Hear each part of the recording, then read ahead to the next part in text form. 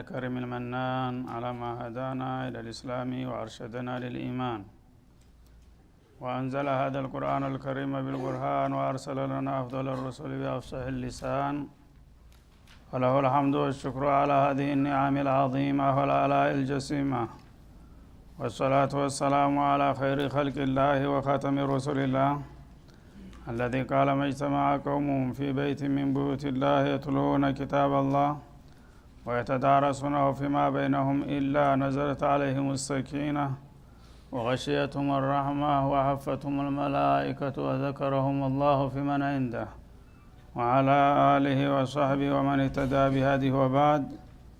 فقد وقفنا في درس أمس عند قوله جل وعلا من سورة النازعات أأنتم أشد خلقا أم السماء بناها رفع سمكها فسواها. فلنبدأ من هناك. أعوذ بالله من الشيطان الرجيم.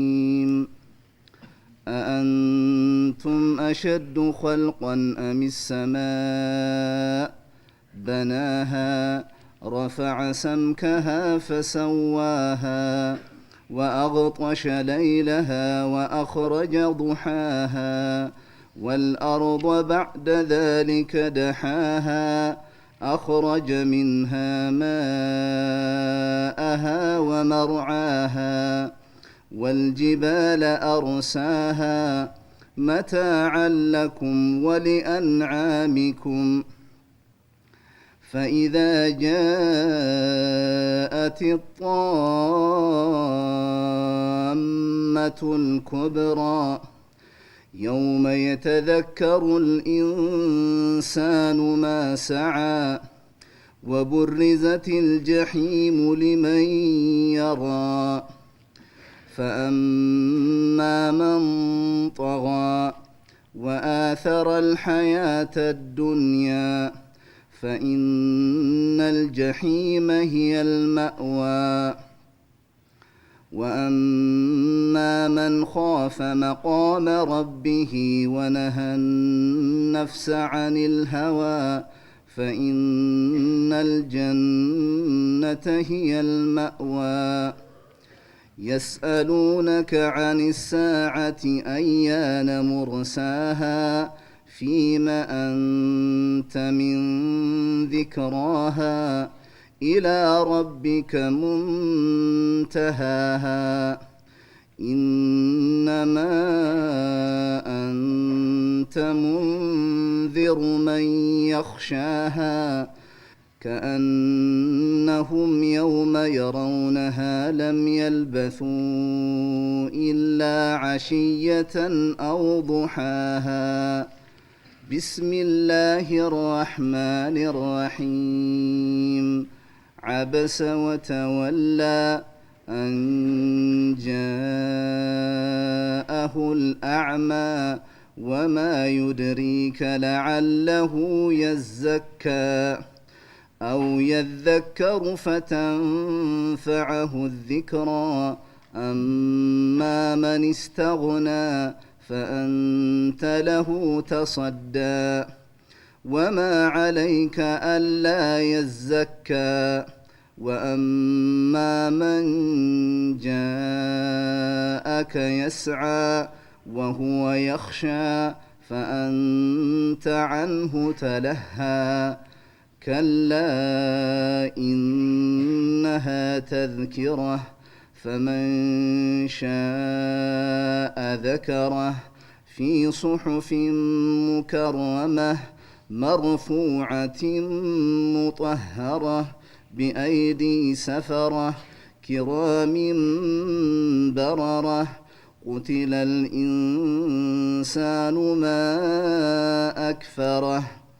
من أي شيء خلقه من نطفة خلقه فقدره ثم السبيل يسره ثم أماته فأقبره ثم إذا شاء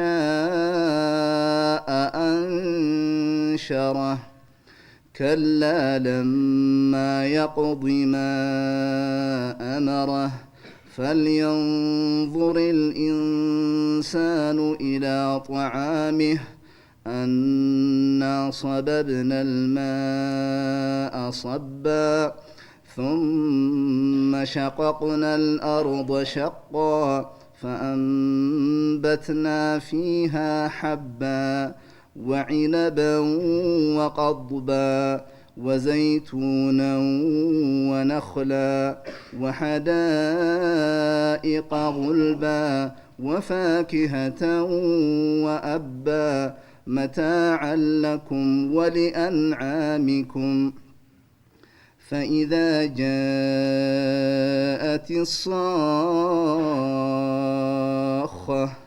يوم يفر المرء من أخيه وأمه وأبيه وصاحبته وبنيه لكل امرئ منهم يومئذ شأن يغنيه وجوه يومئذ مسفرة ضاحكة مستبشرة ووجوه يومئذ عليها غبرة ترهقها قترة أولئك هم الكفرة الفجرة. بتنتنا ولد سورة النازعات على طريقة الترغيب والترهيب በማግባባትና በማስፈራራት ስልት የሰው ልጆች በተለይም ከሞት በኋላ ተነስቶ መጠየቅና መመንዳት የሌለ የሚመስላቸው ከዚህ ስህተታቸው እንዲወጡ በተለያየ መልኩ አላህ Subhanahu Wa Ta'ala እድሉ ከማለፉ በፊት እንዲነቁና አቋማቸውን እንዲያርቁ ገልጾ ነበር። በማያያዝም ታሁን ቀደምም በተለያዩ ዘመናትና ጊዜያት በተለያዩ ሀገራት እንደዚህ አይነት ስንኩል አስተሳሰብ የተጠናወታቸውና ከሞት በኋላ መነሳት እንደሌለ የሚመስላቸው እንዳውም ተነጭራሹ ጌታ በመኖሩ የሚጠራጠሩ እንደነበሩና ከነዛ ለምሳሌ ፊርዓውን ጧቂያን አንስቶ ነበር። ከዚያ እንግዲህ የትላንቶቹም ሆነ የዛሬዎቹ የነገዎቹ ከሃዲያን ሰው ከሞተ በኋላ መነሳትና በሰራው ስራ መጠየቅ መመንዳት የለም ቢመስላቸውም ይህ አስተሳሰባቸው መሰረተ ቢስና ምንም ማስረጃ የሌለው ከንቱ ግምት መሆኑን ያረጋግጥባቸዋል በተለያየ አጋጣሚ ማለት ነው። እንግዲህ ይህ ነገር ተመሰረቱ ብናነሳው ጥያቄውን አላህ Subhanahu Wa Ta'ala የዓለም ባለቤት ነው እሱ አለ ብሎ የሚያምን ሰው ሁሉ አላህ على كل شيء قدير መሆኑ የታወቀ ነውና የፈለገውን ነገር ሰራለሁኝ ካለ መጠራጠርና መከራከር ምን አመጣው? ወይ ተነጭራሹ እንደ ኮሙኒስቶቹ ጌታ የለም ብሎ መገላገል አልበለዛ የተፋለሰ አነጋገር የትም አያደርስም። ጌታ አለ ሁሉን ነገር ማድረግ ይችላል ተተባለ በኋላ ትናንት ያልነበሩትን ፈጥሮ ያመጣ እንደገና የሞቱትን ቀስቅሶ ማዳን የሚያቅተዋል ማለት ራስ በራስ መጋጨት ነው ማለት ነው። እና ይሄ አስተሳሰብ እንግዲህ እንዳብላሉት ወደ ደላኢለል ከውን ተፈጥሯዊ መረጃዎች መልሰናል ማለት ነው። ተፈጥሯዊ መረጃዎች አላህ ሊያደርገው የፈለገው ነገር እንደማያቅተውና እንደማያዳግተው ለማስገንዘብ ከራሳቸውን ጀምር ይላል። አንቱም አሸድ ኸልቀን አሚስ ሰማኡ በናሃ እናንተ ሰዎች ስትባሉ እኔ ከፈጠርኳቸውና ካመረትኳቸው ፍጥረታቶች የመጨረሻ ጠንካሮቹ ናችሁ ወይስ ሰማይ ናት ጠንካራዋ ብሎ ይጠይቃል ማለት ነው። እናንተ ተፍጥሩ ሁሉ የላቅና ተሁሉም በላይ አዳጋች ነን የምትሉ ከሆነ በአንድ ፊቱ ይለይላችሁ ውሸቱ ተናገሩት ደፍራችሁ። አልበለዛ ከናንተ የበለጡ በጣም ከባድና በቀላሉ ይሰራሉ ተብሎ የማይገመቱ ስራዎችን እንዳከናወንኩ ይታወቃል። ከነዛም ለምሳሌ ሰማይ ናት። በሌላውም ቦታ እንደሚለው ለخلق السماوات والارض اكبر من خلق الناس ይላል። ሰማያትና ምድርን ያለምንም ረዳትና ተባባሪ አማካሪ ብቻውን በተወሰኑ ቀናቶች ውስጥ የፈጠረ ጌታ ይሄን ደካማውን የሰው ልጅ ሲፈልግ ቢያድነው ሲፈልግ ቢፈጥረው ምንድነው ችግሩ ብሎ ጠይቋል። ሌላም ቦታ አሁንም አንቱም አሸዱ ኸልቀን እናንተ ሰዎች ከአፈጣጠር አኳያ ጠንካሮችና ብርቱዎች ናችሁ አሚስ ሰማ አሸድ ወይስ ደግሞ ሰማይ ናት የምትጠነክረው? ሰማይ አንድ አይሉ 7 ሰማይ ባዶ ህዋ ላይ بغير عمل ترونها እንደሚለው ባዶ ህዋ ላይ አንድ ነገር ክርም ያህል ማንጠልጠያ ከላይ ሳይኖር ወይም ሳርም ያህል መሰሶ ከታይ ሳይደግፈው በባዶ ህዋ ላይ ይሄን ሁሉ ግዙፍና ሰፊ የሆነ ሰማያት በዚህ መልክ የደረደረ ጌታ ከዛ መለስ ያሉ ነገሮች አቅጥቷል ተብሎ ይታሰባልን? የት ነው አቅላችሁ አእምሯችሁ? እስቲ ለዚህ ጥያቄ መልስ ስጡኝ ይላል አላህ። አፋጣጭ የሆነ ጥያቄ ነው። ምክንያቱም እንኳን ሰማይን ያህል ይሄን ያህል ግዝፈትና ውፍረት ያላት ይቅርና ትንሽ እንኳን እሚንት በሚሊ እንኳን ሚዛን የምታመጣ ነገር አየር ላይ ወይ ተታች የሚደግፋት ወይ ከላይ የማንጠለጥላት ነገር ከሌለ ማንም ኃይል አየር ላይ ዝም ብላ እንድትቆም ሊያረግ አይችልም። ግን አላህ Subhanahu Wa Ta'ala ሰማይን የሚያህል ጫፍና ጫፉ ወርዱ ስፋቱና ውፍረቱ ምን ያህል እንደሆነ እሱ እንጂ ማንም አያውቀውም። ይሄ ደግሞ አንድ ሳይሆን 7 ሰማያት በመሐከላቸው 500 ዓመታት ርቀትና ክፍተት ባለው ቦታ ላይ ባዶ አየር ላይ ይሄን ሁሉ ዓለም ገንብቶ ሳይዛባ ለዘመናት በዚህ መልክ እየቀጠለ ያለ ይሄን ያያችሁና ያወቃችሁ ሰው ከሞተ በኋላ ያስነሳዋል የሚለው ነገር ሲነገራችሁ ለምንድን ነው የማይዋጥላችሁ?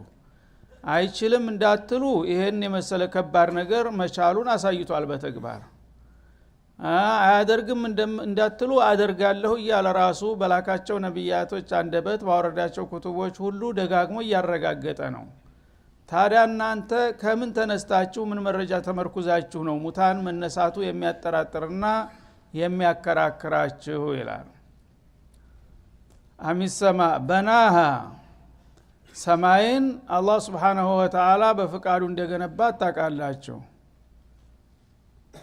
እና ማንም ሳይነግረው ሳያማክረው ሳይረዳው ሳይተባበረው ቀጥታ እሱ ነው የፈጠራት ማለት ነው።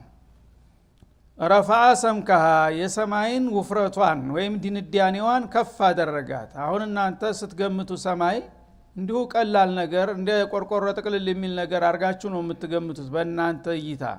ግን አይምሰላችሁ በጣም ደንዳና ነው። ያው በሐዲስን ሶሒህ ረሱል እንደገለጹት አንዱ ሰማይ ውፍረቱ ራሱ ከጠርዙ እስከ ደርሱ ድረስ 500 ዓመት የሚያሰር ነው። ድንዳኔው ብቻ ማለት ነው፣ የወርዱ የቁመቱ ሳይሆን ድንዳኔው 500 ዓመታት ያህል ውፍረት አለው አንዱ ሰማይ ብቻ። ይሄንም ያህል ግንብ ነው እንግዲህ በባዶ ህዋ ላይ አላህ Subhanahu Wa Ta'ala ደርድሮ ያስቀመጠው ነው የሚለው። ፈሰዋሃ አስተካከላት። ደግሞ አስተካከላት ማለት እንደ መሬት አባጣ ጎባጣ ወንዝ ሸለቆ ጋራ ተራራ የለም። ሰማይ አንድ ወጥ እንደ መስታወት ለጥ ያለ ዓለም ነው ዳር እስከ ዳር ማለት ነው። ይሄን ሁሉ እንግዲህ ሲሰራ ቢያንስ እንግዲህ የፈለገው ባለሙያ ቢሆን ይሄን ያህል ከባድ ግንብ ባዶ ህዋ ላይ ሲያቆም አንድ የሚረዳው የሚተባበረው ወይም ደግሞ መሰላል እንኳን የሚያቋቁመው አያስፈልገውም። ይሄን ሁሉ ሲያደርግ አንድም ነገር የለም፣ ሁላችሁም የላችሁም ምትፈጥሩ ልትረዱ ዘንዳ ማለት ነው። ስለዚህ ይሄንን ማድረጉን ደግሞ ታይን ወዳ ምስክር የለም፣ ሁሉም ሰው ይሄንን ያውቃል፣ መሬትን ሰማይን ብቻውን እንደፈጠረ። ይሄን ተቀብላችሁት ያበቃ እንደገና ወደ እናንተ ሲመጣ ሙታን ይነሳል ሲባል ለምንድነው የማይዋጥላችሁ ይላል ማለት ነው። ስለዚህ ባዕዱል መክሉቃትን ለሌላኛው ማስረጃ አድርጎ ያቀርበዋል ማለት ነው። ሁለት ነገሮች የሥራ ውጤቶች ካሉ እንግዲህ በጣም ከባድ የሆነው ስራ እያለ ቀላሉን ስራ ይችላል አይችልም ብለህ የምትከራከር ከሆነ ይሄ ጅልነት ነው ማለት ነው። መጠራጠርና መከራከር ካስፈለገ ከባዱ ላይ ነው መጀመሪያ መከራከር ያለብህ። ያንን ከባዱን ከዛ በብዙ ጥፍ የሚበልጠውን ነገር በቀላሉ ያከናወነ ከሆነ ቀላሉ ነገርማ አንጠሪቅ ለአውላ በቀላሉ እንደሚደረግ ማወቅ ትችላለህ ማለት ነው። ወአግጦሸ ለይለሃ እንደገና ሰማያትና ምድርን ያው ተፈጠረና ተአዘጋጃቸው በኋላ በክፍለ ጊዜ መደበላቸው ማለት ነው። ብርሃንና ጨለማ የሚባል ክፍለ ጊዜ 24ን ሰዓት ለሁለት ገምሶ 12ቱ ያህሉን ጨለማ ሌላውን ብርሃን አደረገ። ስለዚህ አቅጦሸ ለይላሃ የአየሩን የሰማይና መሬት መካከል ያለውን አየር ሌሊቱን ድቅድቅ ጨለማ ያደረገው ማን ነው ትላላችሁ? እንግዲህ በአለም ደረጃ አይን ቢወጉ የማይታይ ድቅድቅ ጨለማ ይሰፍናል። ይሄ ነገር በማን ኃይል ነው የሚመጣው? ይሄ ደግሞ አንድ ጊዜ ሁለት ጊዜ አይደለም፣ በየለቱ በየቀኑ የሚከሰት ነገር ነው። ከየበለጠ ማስረጃ አለ? ወአخرج ضحاها እንደገና የሌሊቱ ክፍለ ጊዜ ሲገባደድ ንጋቱን ደግሞ ያወጣዋል ከዛው ማለት ነው። እና ደማቅ የሆነ ይሁን እንደዛ አንጸባራቂ አመድ ብርሃን ያሰፍናልና ዳር እስተ ዳር በአንዲት አምፖል አላህ ዓለምን ያበራል። ከዚህ የበለጠ ማስረጃ ምን ትፈልጋላችሁ ይላል ማለት ነው። ሲፈልግ በድቅድቅ ጨለማ ያጥለቀልቀዋል፣ ሲፈልግ ደግሞ እነነ መሰለ ብርሃን ያመጣል። ሰዎች አንዲት የክፍል ለማብራት ስንት አምፖሎች ነው የሚያንጠለጥሉት? እንደዛ ሆኖ የአላህን ብርሃን ያህል አይደምቅም። አሁን እዚህ ሆናችሁ ስታዩ እዚች ክፍል ውስጥ ስንት ብርሃንቶች አምፖሎች አሉ። የአላህን ብርሃን ተመልከት፣ በዛ በመስኮት ድምቀቱ ልዩነቱ ምን ያህል ነው? በአንድ እንትን ዓለምን በሙሉ ዳር እስተ ዳር እንደዚህ ነው የሚያበራት። ይህች ማን ደግሞ የእሱ አምፖል አንድ ቀን አልተሰበረችም፣ እስካሁን ድረስ አንድ ቀን አልጠፋችም፣ አልታደሰችም፣ ሲያናም አያስፈልጋትም። ሰዎች ግን በየጊዜው ነው እኒህ አምፖሎች እየተቃጠሉ ጊዜ የሚቀጥሏቸው ማለት ነው። ይህንን እያያችሁና እያወቃችሁ ምን ለመሆን ፈልጋችሁ ነው በእኔ ጉዳይ የምትጠራጠሩና የምትከራከሩት ይላል ማለት ነው። ወለአርዶ ባዕደ ዛሊከ ደሃሃ እንደገና እንግዲህ የሰማውን የዚህን ያህል ታስገነዘብናችሁ ወደ እናንተው ምድብ እንምጣ። መሬትንም ከዚያ በኋላ ደለደልንና አስተካከልናት ይላል። ማለት ምድርን አላህ Subhanahu Wa Ta'ala መጀመሪያ ነው የፈጠራት። ከምድር በታች የነበረው ዓለም ባህር ነው። ዳር እስተ ዳር አንድ ወጥ ውቅያኖስ ነበረ። አሁንም አብዛኛው ክፍል ዓለም በባህር የተሸፈነ ነው። አልፎ አልፎ ተቆራርጣ ነው መሬት ተጣጥፋ ያለችው። እና ይሄ ምድር ተመምጣቱ በፊት እኛ ያለንበት ዓለም ከስራችን በሙሉ ባህር ነበረ ማለት ነው። ወካነ አርሹሁ ዐለል ማእ ኢላህ ሌላው ቦታ ወደ ላይ ዓለም ስታይ ሰባቱ ሰማያቶች አልነበሩም። አርሽ የሚባለው ግዙፍ ዓለም ብቻ ነበር የሚገኘው። ወደ ታች ደግሞ ባህር ብቻ ነበረ የሚተያዩት። ዛሬ ሰማይና መሬት ናቸው የሚተያዩት እንደ ክዳንና እንደ መግላሊት ሆነው ማለት ነው። ትላንት ግን ሰማይ መሬት ተመፈጠሩ በፊት በመካከል ነው እነዚህ ጣልቃ የገቡት በአላህ ኃይል ማለት ነው። ዋናው መሰረታዊ የነበሩ የመጀመሪያዎቹ ፍጡሮች በዚህ በታችኛው ዓለም ላይ ባህር፣ በላይኛው ዓለም አርሽ ነበር። አርሽና ባህር እንደዚህ ይተያዩ ነበር ሰማይና መሬት ሆነው ማለት ነው። በመካከል እንደገና በባህር ላይ ምድር ይፈጠር ብሎ ትእዛዙን ሰጠ። እንደገና ምድር መጣች። ተዛ እንደገና ከዚሁ ከባህር ላይ እየተነነ የሚወጣውን አየር እንደ መስታወት እንዲረጋ አደረገና ሰማይ አደረገ። አንዱን ሰማይ ደግሞ ለሰባት ሰነጠቀና በተለያየ ርቀት ደረደረው ማለት ነው። ይህን እንግዲህ ያደረገ ጌታ ነው። ስለዚህ ወልአርض بعد ذلك دحاها ማለት መሬትን ያዘጋጃትና ያደራጃት ከዛ በኋላ ነው። በውጥንዋ ስትወጠን አስኳልዋ መሬት ትቀድማለች። በባህር ላይ መጀመሪያ እሷ ናት አረፋት መስላ እንደ ኳስ በላው ላይ በባህሩ ላይ ትንጓለል ነበር። እንድትረጋና ወደ አፈርነት እንዲለወጥ ተደረገ። አፈሩ እየደነደነ እንደገና ኃይሉን እያጠነከረ መጣና ራሱን የቻለ ሆነ። ከዛ በኋላ ደግሞ ባህሩ ላይ እየተነነ የሚሄደው ወደ ላይ የሚወጣው ባየር ላይ ወደ ሰማይነት እንዲቀየር አደረገ። ሰማይን ለሰባት አባዛው ማለት ነው። እንደገና ሰማይን አባዝቶ ገንብቶ ተጨረሰ በኋላ ተመልሶ ያችን በአስኳል መልክ የነበረችውን ምድር ደግሞ ውስጥ ድርጅቷን አሟላላት ነው የሚለው። ደሃሃ ማለት አፈጣጠሯ ራሷን ፈጠራት የሚለው አይደለም። መጀመሪያ ነው እሷ የተፈጠረችው። ምክንያቱም ሌላው ቦታ ሰማያትና ምድርን አፈጣጠርን በሱረቱል በቀራ መግቢያ ላይ ለምሳሌ ስንትን ቢል በቀጥታ መጀመሪያ ምድርን እንደፈጠረና ثم استوى الى السماء ይላል ማለት ነው እንዳይጋጭ። ስለዚህ አወጣጠኑ በምድር ቀድማ እንደገና የሰማይን ስራ ግን ታጠናቀቀ በኋላ ወደ ምድር እንደገና በመመለስ የምድርን ደግሞ ውስጥ ድርጅቷን አስፈላጊ የሆኑ ነገሮቿን በማሟላት አስተካከላት ይላል ማለት ነው። እና ደሃ ማለት ራሱ ይፈስራል ቀጥሎ ማለት ነው። ደሃ ማለት አስተካከላት ማለት ነው። በቀጥታ እንዴት አስተካከላት? አخرج منها ماءها ውሃ ተከርሷ እንዲፈልቅ አደረገ ይላል። እንግዲህ መሬት ደረቅ የሆነች ቦታ ናት። ዝም ብሎ ውሃ አልባ ሆኖ ብትቀመጥ ፍጡር ሊኖርባት አይችልም። በምድር ላይ የሚኖሩ የሐይዋናቶች ሁሉ ውሃ አስፈላጊ ስለሆነ ውሃ እንዲፈልቅባት አደረገ። ታለ ውሃ መሬት ልታገለግል አትችልምና ይላል ማለት ነው። እና በምንጭ መልክ፣ በጉድጓድ መልክ፣ በጅረት መልክ እንደገና በባህሩ አማካይነት የውሃ ስርጭቷ እንዲስተካከል ከደረገ ለመኖር ተበጅ ዘንድ ይላል ማለት ነው። ወመርዓሃ እንደገና ደግሞ ለእንስሳት ግጦሽ፣ እንስሳቶች እንግዲህ ቁጥር የሌላቸው ነፍሳትና እንስሳቶች ፈጥሮ ሲያሰፍርባቸው የሚበሉት ነገር ከሌለ መኖር አይችሉም። ለነሱም የተለያዩ ግጦሾችንና ጨሌዎችን ቅጠሎችን እንዲበቅሉላቸው አደረገ ይላል። ወልጅባለ አርሳ እንደገና ደግሞ ጋራዎችን ፈጥሮ በላዋ ላይ ረግጠው እንዲይዙ አደረገ። ተታች ባህር ላይ ስለሆነች እሷ አንድ ወጥ ናት።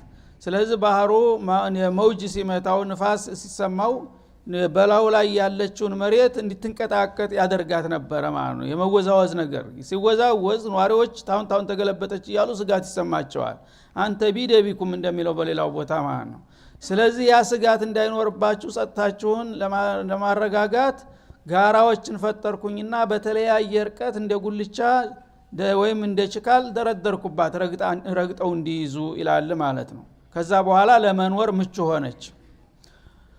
ይህን ሁሉ ያደረግነው ለምንድነው? መታ አለኩም ለእናንተ ለሰዎች መገልገያና መጠቀሚያ እንድትሆን ነው። ወሊአንዓሚኩም ለእንስሳዎቻችሁም ጭምር እናንተም ለእናንተ ጥቅም የተፈጠሩትም እንስሳዎች የተረጋጋና የተሟላ ህይወት እንዲታገኙና ደስተኞች እንድትሆኑ ብለን ገና ከመምጣታችሁ በፊት ምድርን በዚህ መልክ አስተካክለን እናንተን የፈጠርንና ያሰፈርናችሁ እኮ እኛ ነን ይላል አላህ Subhanahu Wa Ta'ala። ታዲያ ያደረገ ጌታ እንደገና ነገ ተሞት አነሳለሁ ሲል ምንድነው ችግሩ ማትቀበሉበት? فاذا جاءت الطامه الكبرى እና ይሄ በዚች ምድር ላይ እንግዲህ የምትኖሩት ለተወሰነ ጊዜ ነው። በመጨረሻ ከባድ የሆነችው የመከራዎች ሁሉ አለቃ የሆነችው ትልቋ መከራ ትመጣለች። ለተተንሳኤ ቂያማ ማለት ነው።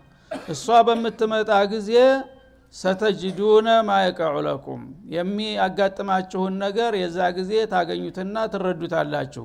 ዛሬ እኔ ነብዮችን እየላኩ ኩቱቦችን እያወረድኩ ስነግራችሁና ስመክራችሁ የማይገባችሁ ከሆነ ዓለምን ዳርስተዳር የምትንጥና የምትደበላልቅ የሆነች ከባድ መከራ ያዘለች ዕለት ትመጣለች።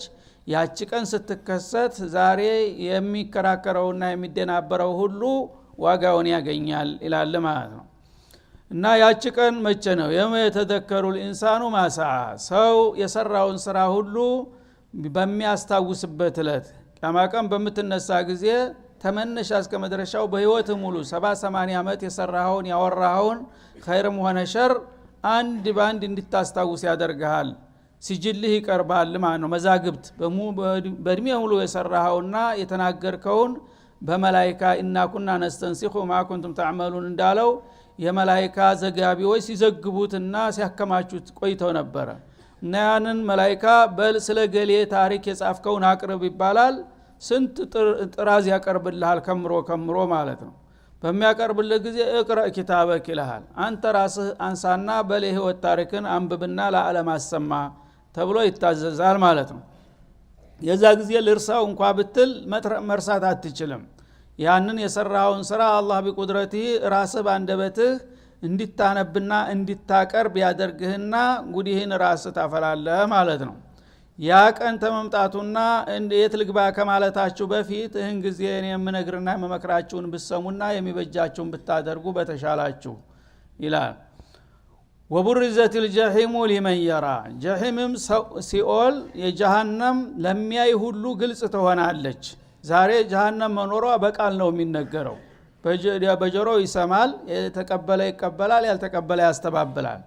ያኔ ግን የጀሃነም ዜና በቃል መሆኑ ይቀርና ሞሶ ዛቷ ይመጣል ማለት ነው። የዛ ጊዜ አይን ያለው ሁሉ ያያታል፣ ሊክድ ሊያስተባብል በማይችልበት ሁኔታ ማለት ነው። የዛ ጊዜስ ምን መልስ ትሰጣላችሁ? ዛሬ ቃል ስለሆነ እያስተባበላችሁ ነው፣ እየተጠራጠራችሁ እየተከራከራችሁ ነው። ነገ ግን በገሃዱ ዓለም ጀሃነም እያሽካካች እንደመብረቅ ስትመጣ ምን ልትሏት ነው የተዘጋጃችሁት? ይላል አላህ Subhanahu Wa Ta'ala። هذا وصلى الله وسلم على النبي ቀጣውን በሚቀጥለው እንመለስበታለን